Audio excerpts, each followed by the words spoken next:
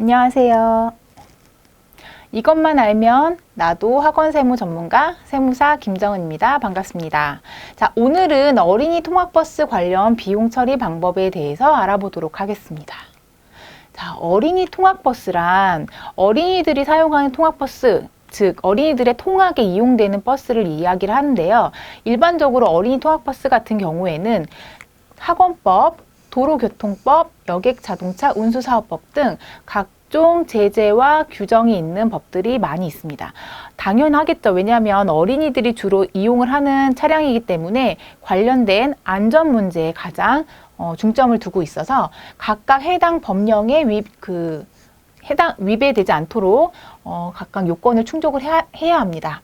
자, 어린이 통학버스는 13세 미만의 어린이를 교육 대상으로 하는 시설에서 어린이의 통학을 위해 운영하는 통학버스 차량을 의미합니다.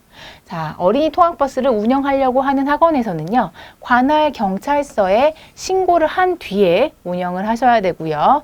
자, 업무용 자동차에 관한 보험 가입하셔야 되고요. 신고 증명서도 비치하셔야 됩니다. 자, 그리고 유상운송위험담보특별약관에도 가입을 하셔야 됩니다. 어린이들을 대상으로 하고 있기 때문에 관련된 보험이나 증명서 등의 비치사항이 꼼꼼하게 꼭 검토를 해 두셔야 됩니다.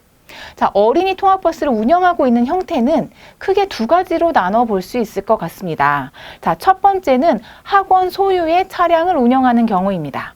가장 원칙적이고 일반적인 경우다라고 보시면 될 것 같은데요. 학원 명의의 차량, 학원이 법인이라면 법인 명의의 차량일 것이고요. 학원이 개인 사업자의 명의다라고 한다면 해당 원장님 명의의 차량을 의미할 것입니다.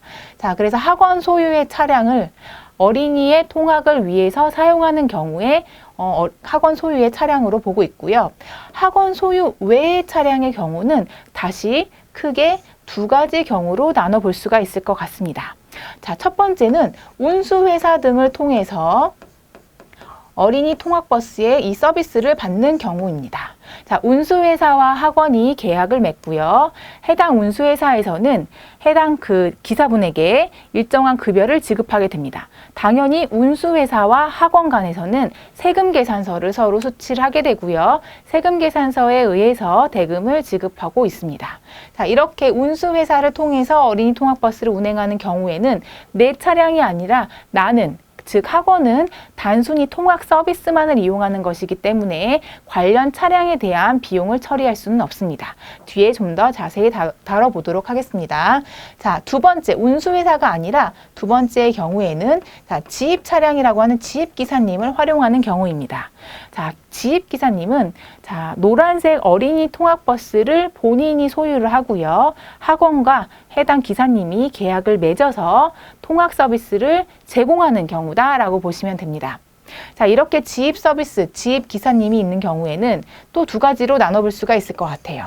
지입 기사님이 사업자 등록이 있으신 경우가 있고요. 자, 지입기사님이 사업자 등록은 없는 경우, 두 가지 경우가 있을 수 있습니다. 자, 지입기사님이 본인의 명의로 개인 사업자가 있다라고 한다면 운수회사인 경우와 마찬가지로 세금 계산서 서로 수취하시고 대금 지급하시면 될 것 같고요. 지입기사님이 사업자 등록이 없는 상태다라고 한다면 일반적으로 많이 하시는 방법이 아무래도 프리랜서 사업소득자로 해서 급여처럼 비용 처리하시는 경우가 있습니다. 자, 여기서 하나 주의하셔야 될 것은 학원이 1, 차량 소유자가 99로 하여서 어린이 통학버스를 운영하는 경우에는 학원의 지분이 1만큼이라도 있으니까 이거를 학원 소유의 차량으로 봐야 될까? 학원 외의 차량으로 봐야 될까라는 의문을 종종 갖고 계시는데요. 자, 이렇게 학원이 1만큼이라도 지분이 들어오는 이유는 다들 알고 계시겠지만 만약에라도 사고가 났을 경우에 책임이라든지 교육청에 이렇게 교육청 또는 경찰서 신고 운영하는 그런 법적인 서류상의 문제라고 보시면 될 것 같아요. 학원은 1만큼의 지분이 있긴 하지만 전혀 해당 차량에 대한 소유권을 주장할 수는 없는 상태이기 때문에 1대 99의 비율로 차량을 소유하고 있다라고 하더라도 학원 소유 외의 차량으로 보셔야 합니다. 자, 학원 소유 차량인 경우에는 가장 일반적이고 원칙적인 경우라고 말씀을 드렸는데요. 자, 차량에 대한 감가상각비 당연히 비용 처리됩니다. 자, 그래서 해당 차량을 고정자산으로 인식을 해서 내용연수 기간 동안 내가 그 차량을 사용 수익하는 동안 감가상각해서 비용 처리할 수가 있고요. 차량 기사님에 대해서는 당연히 학원 명의 차량이기 때문에 해당 기사님에 대해서 급여를 지급하겠죠. 그래서 그 차량 기사 또는 동승자, 어린이 통학버스 같은 경우에는 차량 도우미 선생님이 꼭 계셔야 되기 때문에 차량 도우미 선생님 대한 인건비도 비용 처리 당연히 가능합니다. 자, 차량 유류비라던가 수리비라던가 차량 보험료도 다 비용 처리 가능합니다.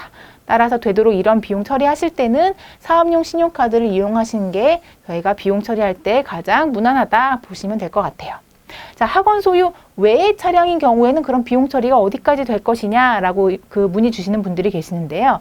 자, 일단 운수회사나 지입기사님처럼 세금 계산서를 서로 수취하시는 경우에는 세금 계산서에 따라서 우리가 비용 처리 가능합니다.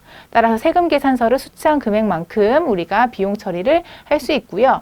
해당 차량에 대한 감가상각을 가끔 문의하시는 분들이 계시는데 해당 차량은 내게 아니죠. 그 차량은 운수회사 또는 그 기사님의 차량이기 때문에 내가 내 자산을 잡아서 감가상각할 수는 없습니다. 따라서 감가상각비 불가능합니다. 처리 불가능하고요. 만약에 차량 기사님에 대해서는 지입 차량이었다라고 한다면 급여를 지급하는 형태로 일정한 계약의 형태로 해서 비용 처리가 가능하지만 운수회사를 통한 계약이었다라고 한다면 차량 기사님에 대한 인건비를 별도로 처리하기는 조금 어렵습니다. 왜냐하면 운수회사와 학원 간 계약에 따른 세금 계산서로 우리가 비용 처리하고 있기 때문에 차량 기사분의 인건비는 가능한 경우도 있고 이렇게 세금 계산 수취한 경우에는 별도로 하는 경우에 이중으로 수치가 될 수도 있다는 거 꼭 참고를 하셔야 될 것 같고요. 자, 동일하게 학원 소유의 차량이든 그렇지 않든 어린이 통학버스 운행할 때에는 그 도우미 선생님들에 대한 인건비는 당연히 비용 처리가 가능합니다.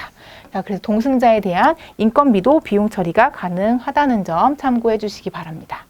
요즘에 어린이 통학버스 관련해서 관련 법들이 조금 많이 개정이 됐는데 기본적인 큰 틀은 실제로 학원의 운영을 하면서 통학버스 운행에 관련된 실제 소요된 비용이다라고 한다면 비용 처리가 가능하지만 감가상각비에 대해서는 즉 감가상각 부분에 대해서는 실제 소유에 대한 그 문제를 좀 따져봐서 결정을 해야 된다는 거 검토를 꼭 해주셔야 될 것 같습니다. 자, 오늘은 어린이 통학버스 비용 정리에 대해서 알아봤습니다. 세무사 김정은입니다. 감사합니다.